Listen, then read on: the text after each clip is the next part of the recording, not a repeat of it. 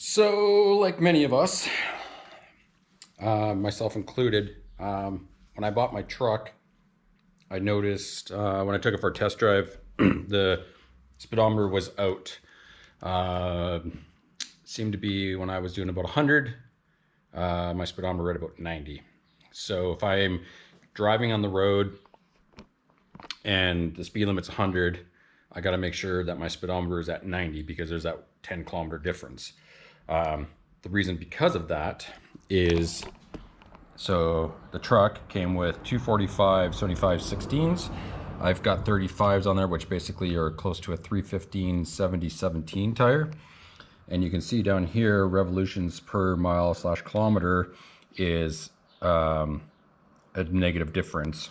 And if you scroll down, you can see at 100 kilometers, well, 96.56, my actual speed is 108. So the numbers are a little out, a little off. So one of the things that I've decided, or one of the things that I've wanted to be doing is getting this fixed so that when I'm driving on the road, I'm not having to be constantly in the back of my head going, well, how fast am I going? Am I going too slow? Am I going too fast holding traffic? Oh, there's a cop. Am I going to get pulled over? So one of the things that I want to do is get the speedometer fixed. And like many of us, we look at ways of how do we get our speedometer fixed. And you can, there's many different ways out there. For some people, you can go with something like HP tuners. But if you buy that on yourself, buy that your own, HP tuners, depending on where you're at, can be $400 to $500 just for the software, and then you'll need like a laptop or computer to run it, and then you got to buy credits, and so it starts adding up a lot. So for most people, that's not economical. The other alternative you have is you can find somebody who has HP tuners and do it for you. But the problem with that is then you got to pay for their time, still got to pay for the credits, and depending on where you go, that can still be $300 to $400. So the cost of you buying the software to do it versus getting someone else to do it is fairly close. So what a lot of us do, including myself, is we'll go out and we'll pick up one of these. And you can find these all over the place. That you can buy them brand new, but there's so many of these on the used marketplace that most of us will go, okay, fine, we'll pick it up. This is a triple dog by Bully Dog. It's a gas tuner, which should work for my truck. Now, the downside to these devices is that when you install them to a vehicle, they become VIN locked. And when you buy them, you are essentially taking a risk that when you buy it, that they're not going to be VIN locked, and you can put it into your truck. And unfortunately, most of the time, people don't have that luck, and they are VIN locked, and you can't use it. So then you're out money. So for me, I think I paid $150 for this. So it wasn't a huge cost, but I'm still at $150. And no matter how many times I asked the guy, was it used? He always told me, no, it wasn't used. He never had it in his truck.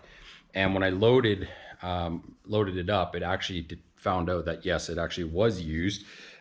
It was used in a 2009 truck. So, and he swore up and down the wall that he never used it and he didn't have that truck. So who knows, right? So I'm out $150. So what do you do? Well, there's a few open source options. And that's why I have this guy here, this VCX Nano. I picked that up off Amazon. It was about $170, I think it was, shipped up here in Canada. And that allows you to basically read and write to or through your OBD2 port. And that's one of the few on Amazon that I found that would actually do it well and not give any grief. And what I discovered going and doing some reading is there is now a few programs out there that allow you to basically do this in an open source manner if you kind of know what you're doing. I don't recommend doing it if you don't have any experience doing this stuff, but if you do, then you might be okay with it. So the first program is called PCM Hammer. PCM Hammer is basically a utility that allows you to read write to your ECM or your PCM in your vehicle. So again, that one's a free software. One of the other programs I found is called Tuner Pro. Now, the downside to Tuner Pro, especially with GM vehicles, is that somebody has to have or have made the files for that to work with your vehicle. So if the files don't exist, you're not going to be able to use it, and either A, you have to become an expert or figure that out yourself, or you have to ask and then wait. And if someone has that truck, maybe they have it, or that vehicle, maybe they have it. If not, then you're kind of stuck. Luckily, another program came out called Universal Patcher. Now, Universal Patcher, compared to a lot of these other programs, is very crude in the interface. So it really takes an understanding of where the features are and what it is that you're kind of doing in there. Because if you don't know, then I mean, obviously you can break things, but for minor things like speedometer calibration, VATS deletion, VIN changes and stuff like that, the PCM hammer and Universal Patcher are great for that. So in my case, because my particular truck, I can't find the files to use Tuner Pro, I have to use Universal Patcher. So using Universal Patcher and PCM hammer, I'm going to create a bin file so that I can upload it to my truck to get the speedometer calibration back to where it should be. It may be 1, 2, 3 kilometers off. You know, you basically have to play with some math and some numbers, and things like tire size, tire diameter, how much your tires are worn can all play into how good those numbers are, how good that the math works to get your speedometer back. So going to get Universal Patcher launched, show you how I'm going to do that, and once I have the bin ready, I'm going to go write it to my truck, and then we're going to go for a cruise, and we'll see how the speedometer is calibrated. In a previous video, I did show the speedometer out. I may take a clip out of that video and put it in this one to show the difference, but I'll see how easy. I'll see where that video is and if I can get that done. So I'm going to get Universal Patcher up and loaded here and get ready and show you guys what to do. Okay, so you can kind of see here kind of how rough Universal Patcher is, but it's nothing too bad. So we just want to open up the bin. So I got my stock folder here. So if we launch this,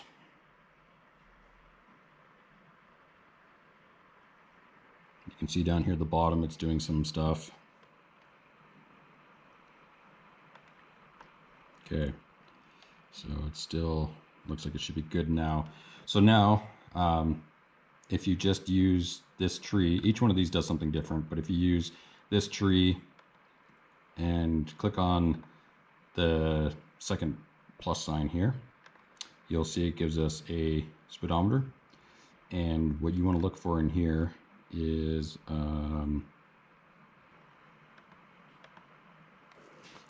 so you want to come under your pulses per mile, because this number here is basically what becomes the math to calculate this.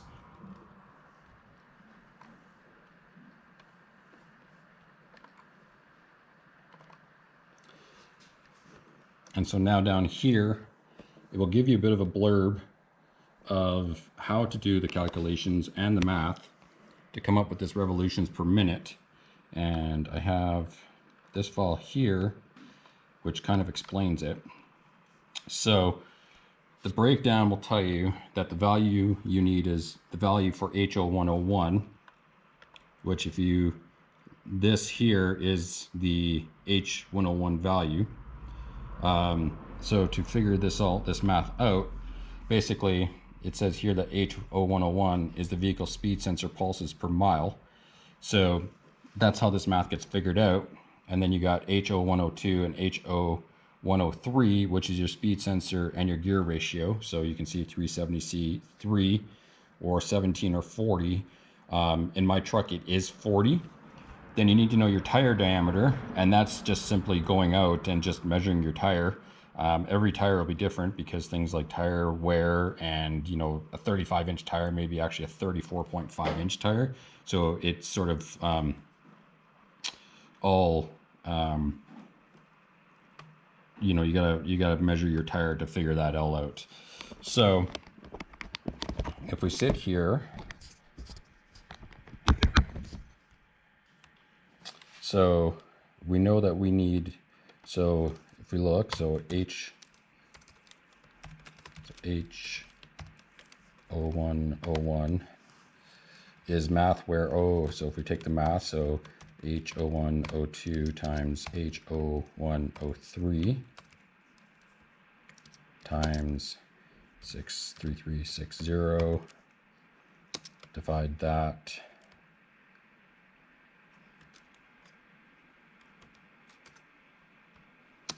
by tire diameter times pi. So now we know H0102, which is our vehicle speed sensor, which is 40. Multiply that by 0103, which is 4.10 for my truck.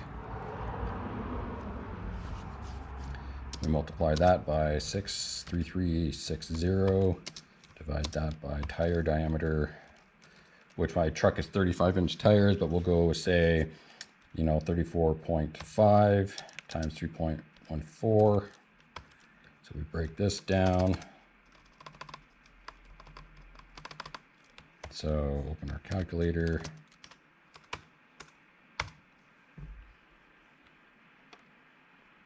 So you got 40 times 4.10 times 63360, which gives you 10,391.040. We'll want to divide that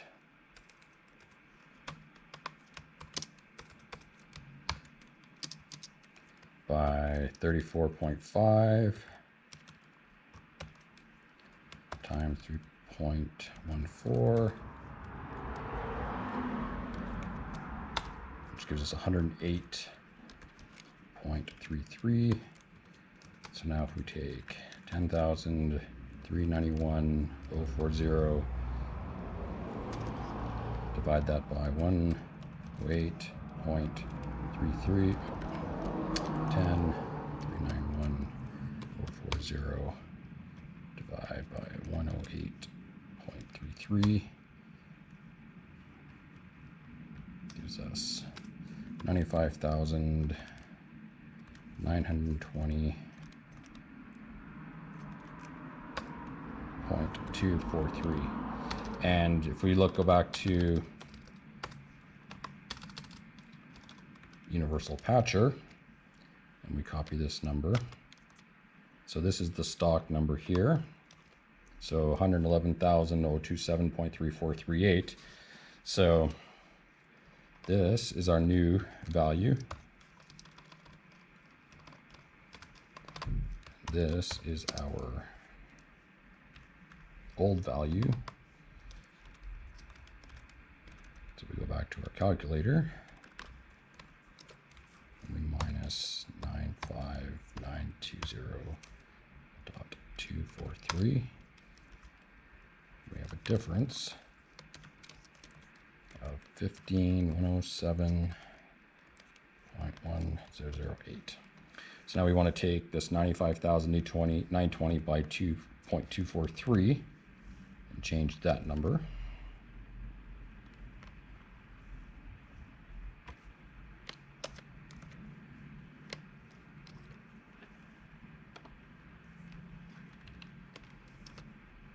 Now, one of the things that I did notice here is if you look, that number being put in there is that 95,000, but if I hit enter, you can see how the number changed 99 or 95, whatever that number is. So if we copy this, go back to our notepad, you can see the number changed to 95,921.8750. So you can see that there's a slight difference between those two numbers. I don't know how that'll affect the speedometer, but what we'll do is just save this for our quick notes. So we have all of our math in there. So if you want to just take a look to see how you figure that out. So we can close that. So now that that's done, and in there, we can just save this bin as, go to here, and we'll just call this 2007 Classic.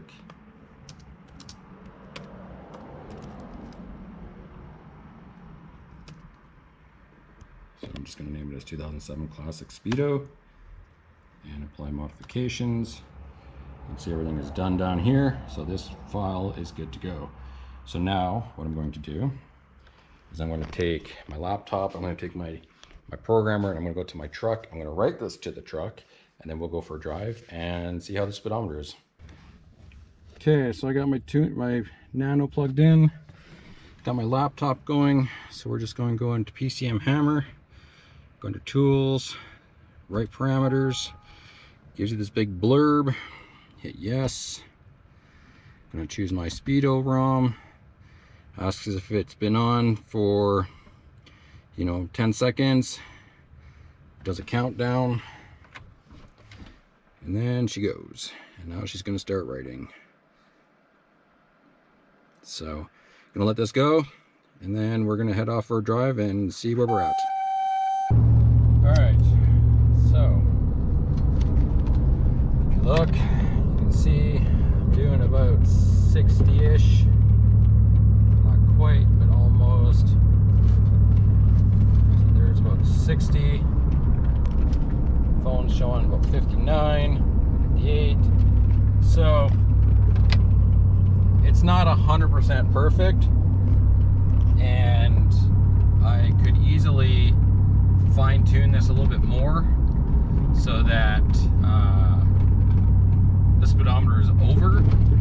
But being that it was 10 over before, and now that it's either right at the mark where it should be, or it's just hair under, I'm good with that, because it means I don't have to worry about the speeds anymore, and I know that I'm within my reasons. And if I see a cop, I don't have to worry about am I over, am I under, or whatever it is. So speed is where it's at, and speed is where I like it. Okay, so I took the truck out for a few runs. Nothing I was doing was making the truck or the speedometer change. I kept changing the value up and down, and no matter what was going on with the speedometer, nothing seemed to be making the speedometer actually change. Strangely, what did fix it, and if you look here, you can see how this one says different, same, and then this one down here says same, same. Now, the way that what I feel was happening was either the file wasn't saving properly, or PCM Hammer wasn't writing correctly. And so what I found is that if I went up here to the tools and I did write parameters, for some reason, that didn't seem to make a difference. When I actually came into here and did write calibration, then it seemed to work. And the way I verified that was I set the value down to like 90,000 or something.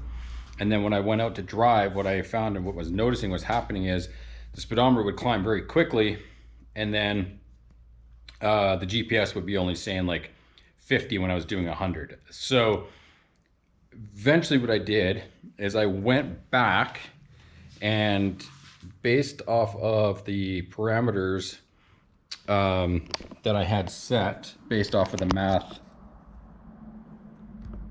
in the truck using these parameters, my math came out to 97,330.835.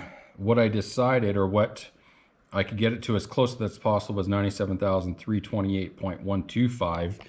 And now when I'm out in the truck and I'm driving, now I'm actually bang on. I think I'm actually like 1 kilometer over, but I'm pretty much right on par with what the speedometer is saying. So at this point, The truck speedometer is calibrated. Everything's back to normal. It does feel weird driving the truck because I've been so used to having to mentally think what the speed is in the truck versus what the speedometer is showing, et cetera, et cetera. Because when I'd be driving, I'd be like, oh, I gotta be doing 50, so I gotta make sure my speedometer says 60, and it would get really all over the place. So now I basically hit 60, and 60 is what I'm doing. So hopefully this gives you some insight and some ideas and some ways of knowing how to go ahead and calibrate the speedometer.